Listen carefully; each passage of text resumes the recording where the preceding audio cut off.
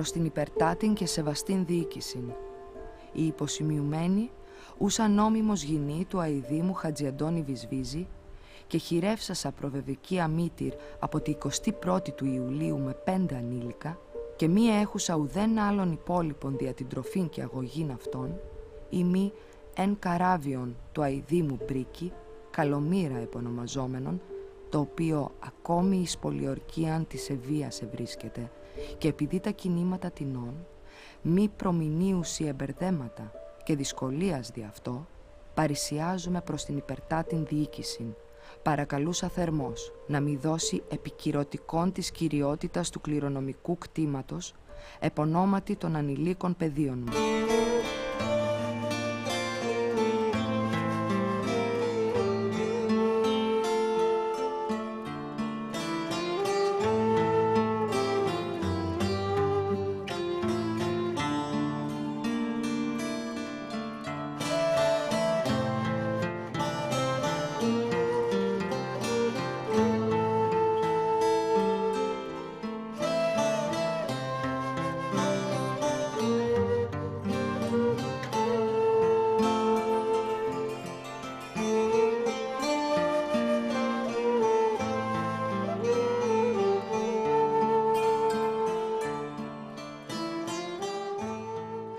Μαΐου 1821. 4 ψαριανά καράβια υπό τον καπετάν Γιαννίτσι καταπλέουν στον κόλπο της Σένου και αρχίζουν να βομβαρδίζουν το τουρκικό φρούριο. Η περιπόθητος ημέρα της ελευθερίας ανέτειλε για τον Αντώνη και τη Δόμνα Βυσβίζη.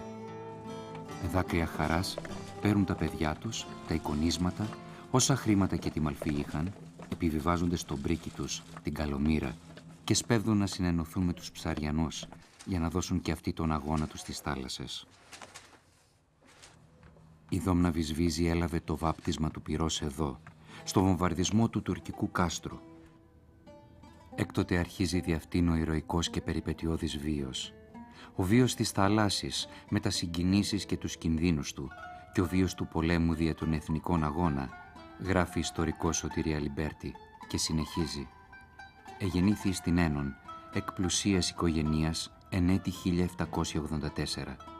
Ο πατήρ της ήτο γεωκτήμων και φρόντισε να έχει κόρη του καλή μόρφωση και ανατροφή. Εν έτη 1808 η Δόμνα έλαβε ως σύζυγον τον Αντώνιον Βυσβίζην, πλουσιότατον πλοίαρχον και εφοπλιστήν εξένου. Ο καπετάν Βυσβίζης, γενναίος και ενθουσιώδης, είχε μοιηθεί εκ των πρώτων στην φιλικήν εταιρείαν. Ήτο εκ των ενθουσιοδεστέρων οπαδών της και πρώτης επαναστάσεως πολλά χρήματα είχε προσφέρει υπέρ της εθνικής ιδέας.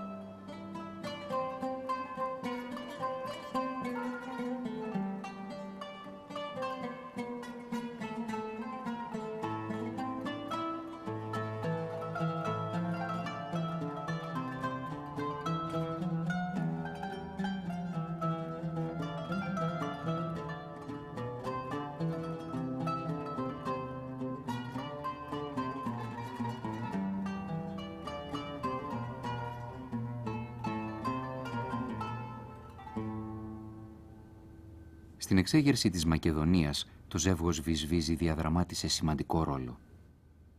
Με το καράβι τους, που ήταν αρματωμένο με 16 κανόνια και 140 ναύτες, αποβίβαζαν στον Άθος στις 23 Μαρτίου του 1821 τον Εμμανουήλ Παπά για να κηρύξει την επανάσταση στη Μακεδονία.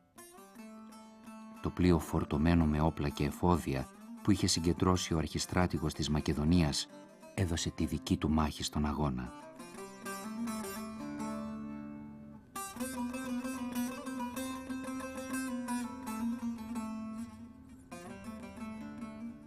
Η Δόμνα ακολούθησε το σύζυγό της προφανέστατα ως βοηθού του υπερασπιστού και αμύντορος της Μακεδονίας του Σεραίου Εμμανουήλ Παπά.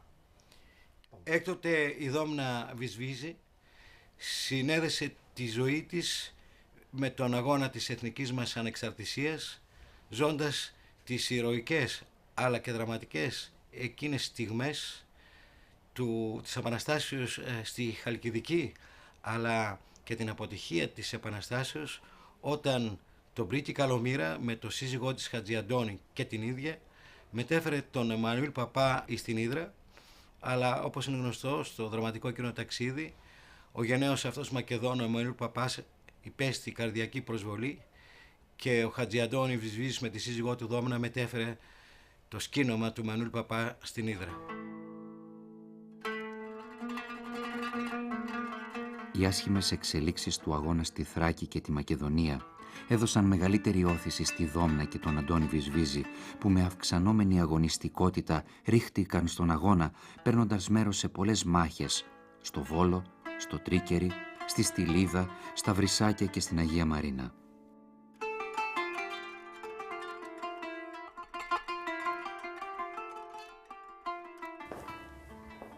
Η συμβολή των Βυσβίζιδων στις πολεμικές συγκρούσεις ήταν μεγάλη, ιδιαίτερα στην περιοχή της Κασάνδρας.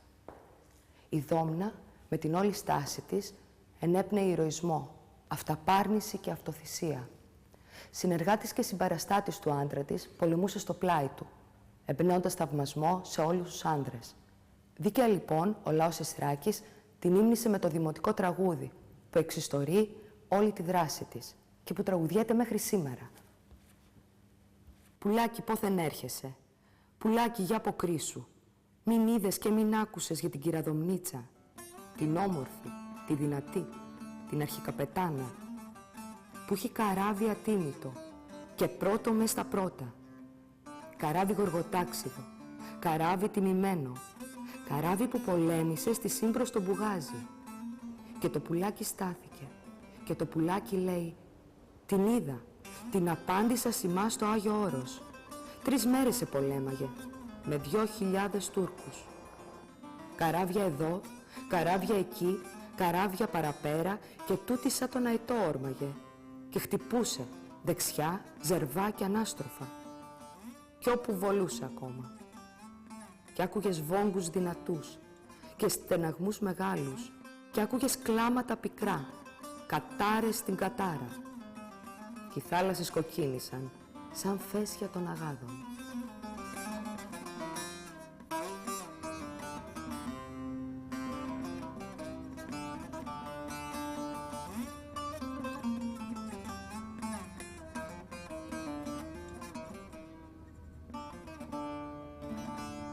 Η πατριωτική δράση του Αντώνη Βυσβίζη υπήρξε γεμάτη αποφασιστικότητα και ανδρεία, υποστηρίζοντας από τη θάλασσα τις επιχειρήσεις των Ελλήνων αγωνιστών της στερεάς Ελλάδας. Περί τούτου βεβαιώναν σχετικά ο Οδυσσέας Ανδρούτσος και ο Νικήτας Σταματελόπουλος.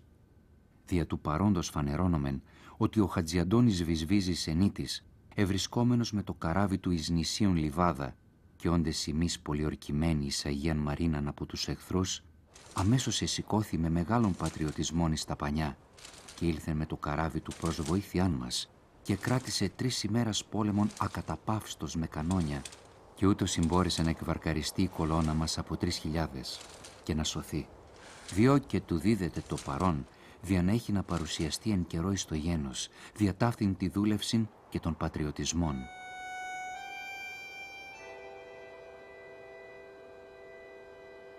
Αλλά στο γένος δεν παρουσιάστηκε ποτέ ο Βυσβίζης να ζητήσει τη δούλεψή του, γιατί στις αρχές του 1822 σε ώρα μάχης τον βρήκε ο θάνατος. Δεν είναι εξακριβωμένο αν σκοτώθηκε από εχθρικό βόλι ή αν δολοφονήθηκε από ανθρώπους του Αριουπάγου που βρίσκονταν στο καράβι του Βυσβίζη την ώρα της μάχης. Η εκδοχή αυτή φαίνεται ως η πιο πιθανή, επειδή οι Αριοπαγίτες φοβούνταν μήπως ο Βυσβίζης φανερώσει στον Οδυσσέα Ανδρούτσο το σχέδιό τους να τον δολοφονήσουν, όπως γράφει η Σωτηρία Λιμπέρτη.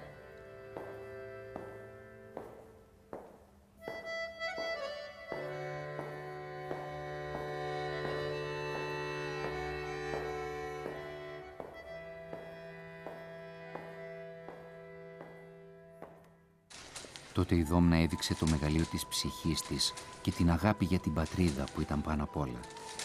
Έκρυψε με ψυχραιμία από το πλήρωμα το θάνατό του και καταχώνιασε μέσα της το βαρύ πόνο του αγαπημένου της συντρόφου. Ανέλαβε τη διακυβέρνησή του και με χέρι σταθερό και αποφασιστικό πρόσταξε υπερ πάντων η πατρίς. Αλήγιστη και ακλόνητη μπροστά στο χτύπημα της μοίρας, διατάζει να πάνε τον καπετάνιο στο αμπάρι του πλοίου και κρύβει από όλους το θάνατό του. Η Καλομήρα δεν σταμάτησε να μάχεται. Η θρυλική Δόμνα, πνίγοντας το σπαραγμό της καρδιάς της, δείχνει μια αντριοσύνη που την κατατάσσει ανάμεσα στις πρώτες ηρωίδες της Επανάστασης του 1821.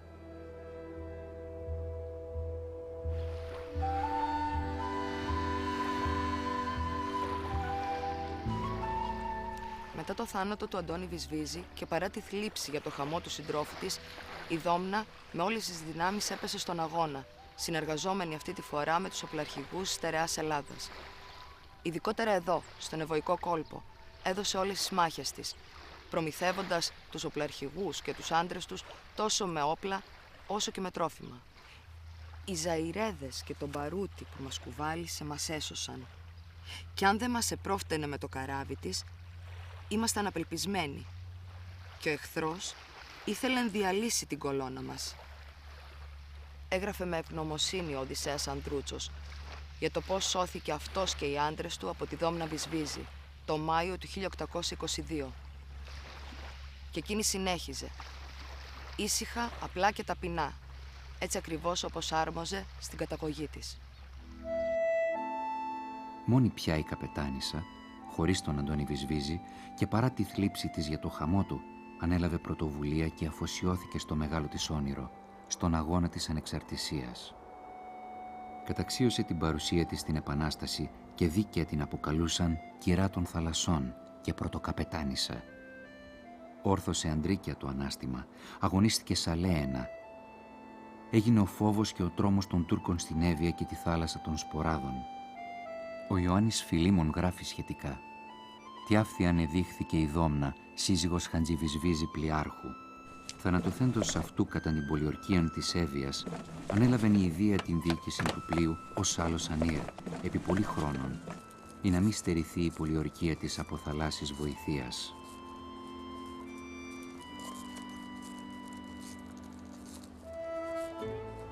Η Δόμνα περιπολεί τις ακτές της Εύβοιας, μεταφέρει πολεμοφόδια, πολιορκεί τη Χαλκίδα και κανονιοβολεί τα στενά, ο Σάκης τουρκικό στράτευμα αποπειράται να περάσει στη στεριά.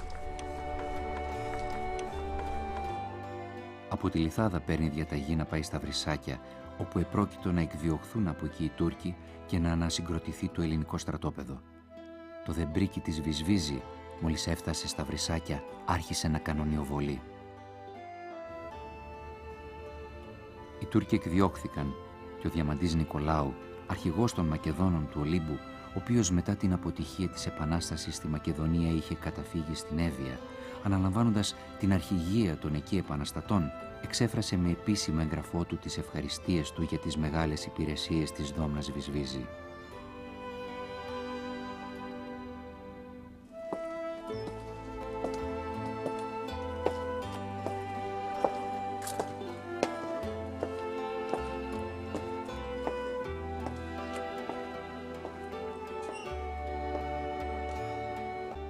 Η Δόμνα Βυσβίζη διατήρησε το πλοίο της επί 3 χρόνια, δαπανώντας εξιδίων για τους μισθούς και τη διατροφή του πληρώματος. Αλλά εν τέλει, όταν πια οι πόροι της εξαντλήθηκαν και το καράβι ευρισκόμενο διαρκώς στη θάλασσα, έχοντας πάθει μεγάλες φθορές, διαπίστωσε πως αδυνατούσε πια να το συντηρήσει.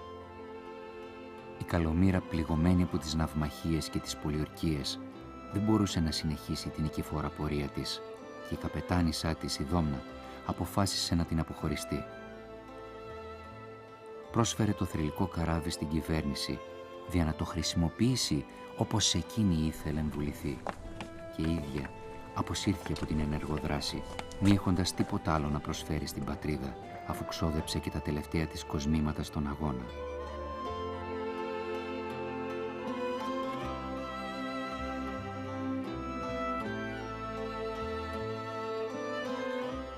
Η Καλομήρα έγινε πυρπολικό και στις 29 Απριλίου 1824 ο Πιπίνος την προσκολούσε στην τουρκική φρεγάδα Χαζνέ Γκρεμισί, κατακεύοντάς την.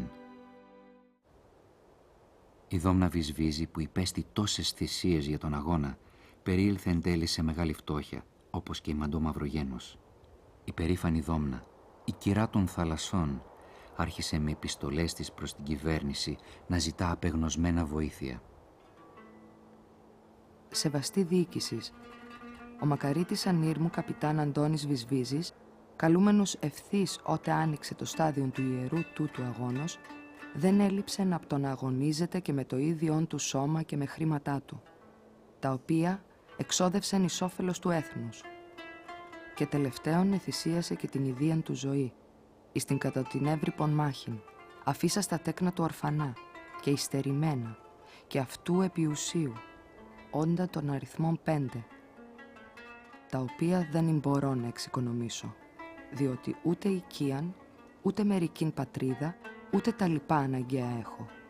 Είμαι δε εύελπης ως σεβαστή διοίκησης, ότι δεν θέλει να αφήσει εγκαταλελειμμένα και απροστάτευτα τα υπέρ της πατρίδος αποθανόντος τέκνα, ως εξοδεύσαντος και όλην του την περιουσίαν, αλλά θέλει χορηγήσει προς αυτά τα προς το ζήν αναγκαία, δια να μην τυραννώνται από την πικράν ορφάνιάν των και σκληράν δυστυχίαν. Η σεβαστή διοίκησης, ούσα πληροφορημένη περί της καταστάσεώς μου, δεν θέλει με παραμελήσει. Και μένω με σέβας βαθύτατον. Τη 11η Αυγούστου 1824, Ναύπλιον. Η ταπεινή δούλη της, Δόμνα Βυσβίζενα.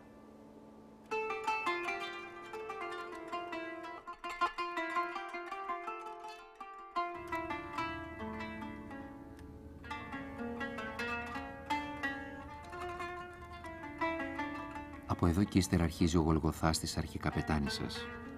Την παρακολουθούμε να τριγυρνά κουρασμένη από τόπο σε τόπο, την Ερμιώνη, την Ερμούπολη και τον Ναύπλιο. Περιφρονημένη και άστεγη με τα 5 παιδιά της, προστρέχει από επιτροπή σε επιτροπή, δείχνοντας τα βεβαιωτικά που της έδωσαν ο Οδυσσέας Ανδρούτσος, ο Νικηταράς, ο Καρατάσος, ο Διαμαντής Νικολάου και ο Άνθιμος Γαζής, για την προσφορά της στον αγώνα, προκειμένου να πετύχει κάποια αποζημίωση για αυτά που ξόδεψε. Και στάθηκε επί ώρες στις ουρές και περιφρονήθηκε, και αποζημίωση δεν της έδωσαν. Πήρε όμως σύνταξη 30 δραχμών.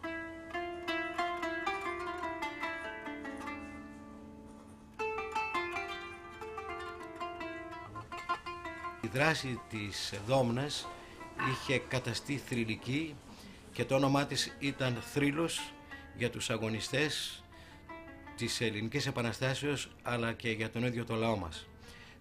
Ένας θρύλος, μια δράση που τη συνέχισε και τα επόμενα χρόνια η Δόμνα, καθώς η δράση της έγινε γνωστή και στους φιλελληνικούς κύκλους της Ευρώπης, τόσο που όταν πλέον σχεδόν είχε πτωχεύσει, η Ελληνική Φιλανθρωπική Εταιρεία στο Παρίσι κάλεσε το γιο της μαζί με γιους άλλων οπλαρχηγών του αγώνα, όπως του Κανάρη, του Μαυρομιχάλη και άλλων, και ανέλαβε αυτή η Ελληνική Φιλανθρωπική Εταιρεία στο Παρίσι τις σπουδές αυτού του νεαρού γιου της Δόμνας, του Θεμιστοκλή Βυσβίζη. Μάλιστα στα παρισινά σαλόνια κυκλοφόρονταν πέραν όλων των άλλων και μια ωραία γραβούρα του νεαρού Θεμιστοκλή Βυσβίζη.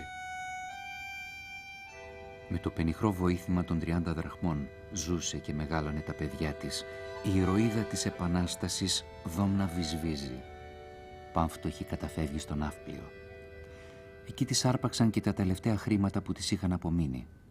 Βρίσκει κατάλημα σε ένα εθνικό σπίτι με 2 δωμάτια, χωρίς πόρτες και παράθυρα. Αλλά και από εκεί θέλουν να τη διώξουν. Στέλνει νέες επιστολές απελπισίας προς τη σεβαστήν διοίκηση, προς την σεβαστήν επιτροπήν της Ελλάδος. Οι υποφαινομένοι, αφού εκατήντησα εις Ναύπλιον περιφορόμενοι από οικίαν εις οικίαν σχεδόν 2 χρόνους, και τα όσα εδοκίμασα, ο Θεός το γνωρίζει. Τέλος πάντων προημερών, ελθόντες μερικοί στρατιώτε εκ των Ρουμελιωτών, έκαμαν κονάκι στο σπίτι μου. Και εν ταυτό με τον έχω και κορίτσι εις ηλικίαν, ή το αδύνατον και δύσκολο να συγκατοικώ με αυτούς. Όθεν περιφερωμένη από μέρος εις μέρος ζητούσα, έτυχα μία κάμεραν εις εν εθνικών οσπίτιον, χωρίς παράθυρον, χωρίς πόρταν, και σχεδόν κινδυνεύει να πέσει. Λοιπόν προστρέχω εις το έλεος του σεβαστού τούτου σώματος, όπου να μη δοθεί μία διαταγή να μείνω εις αυτό ανενόχλητος, επειδή και εις αυτό ο καταλυμματίας δεν με αφήνει ήσυχον, αλλά συχνά με βιάζει δια να έβγω. ούσα διεύελπης ότι δεν θέλει μείνω απροστάτευτος από την φιλανθρωποτά την επιτροπήν, ευσεβάστος υποσημειούμε. Ευπηθής πατριώτισσα, δόμνα Βυσβίζη.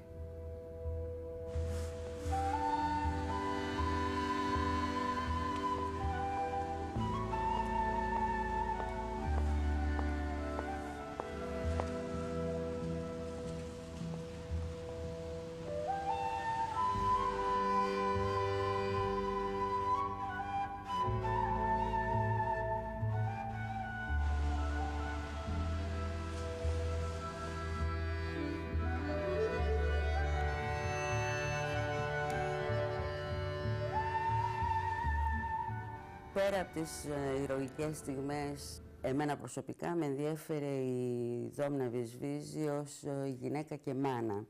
Τη βρίσκουμε λοιπόν στη Σύρο αρχικά και μετά στο Ναύπλιο, όπου μέσα από έγγραφα παρακολουθούμε την πορεία της και τους ενάντιους ανέμους, τις αντιξοότητες που έχει, και από αυτά τα έγγραφα βγαίνει μια πίκρα που αφορά και εκείνην και άλλους αγωνιστές.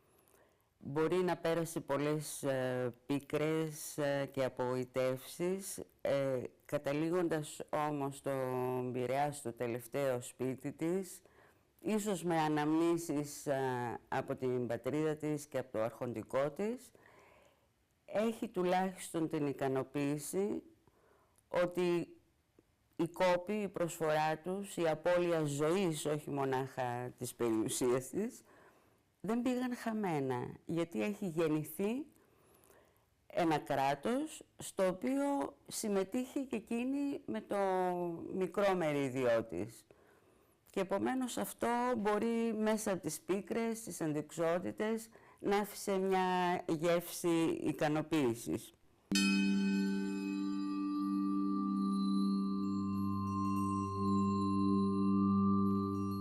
Για ένα διάστημα φιλοξενήθηκε από την Ευανθία Καΐρη στη Μύκονο, ώσπου γύρισε ο γιος της ο Θεμιστοκλής από το Παρίσι. Σπουδαγμένος καθώς ήταν, ανέλαβε γρήγορα κρατικές θέσεις και ανακούφισε οικονομικά τη μητέρα του.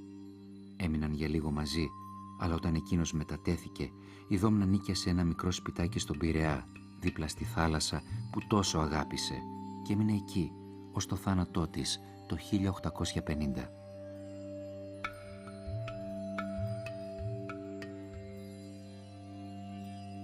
Πέθανε λησμονημένη από το κράτος. Παρά τα όσα είχε προσφέρει, ακολούθησε την κοινή μοίρα όλων των μεγάλων ηρώων. Υπήρξε μια αγωνίστρια που έδωσε τα πάντα και δεν ζήτησε αντάλλαγμα για τον αγώνα της. Επιτέλεσε με ανιδιοτέλεια και αυτοθυσία το καθήκον της για τη δημιουργία του ελεύθερου ελληνικού κράτους, δίνοντας μαθήματα ανδρείας και μαχητικότητας. Μια μεγάλη ηρωίδα, για την οποία, σε αντίθεση με το έργο της, ελάχιστα γράφτηκαν. Η Δόμνα Βυσβίζη υπήρξε μια αγωνίστρια γεμάτη αλτρουισμό και αυταπάρνηση. Πολέμησε για τα εθνικά ιδεώδη και αφοσιώθηκε στον αγώνα, μην υπολογίζοντας το κόστος, ηθικό ή υλικό. Υπήρξε μια από τις κυρίαρχες μορφές, η πρωτοκαπετάνισσα, μια κυρά των θαλασσών. Δεν είναι λοιπόν διόλου τυχαίο το ότι εδώ, στην ακριτική Αλεξανδρούπολη, δίπλα ακριβώς στο φάρο, το χαρακτηριστικό σύμβολο της πόλης, δεσπόζουν οι μορφές της Δόμνας και του Αντώνη Βυσβίζη. Το ηρωικό αυτό ζευγάρι της Θράκης, ενείται στην καταγωγή, με την αυταπάρνησή τους αποτέλεσαν ένα λαμπρό παράδειγμα για τις νεότερες γενιές.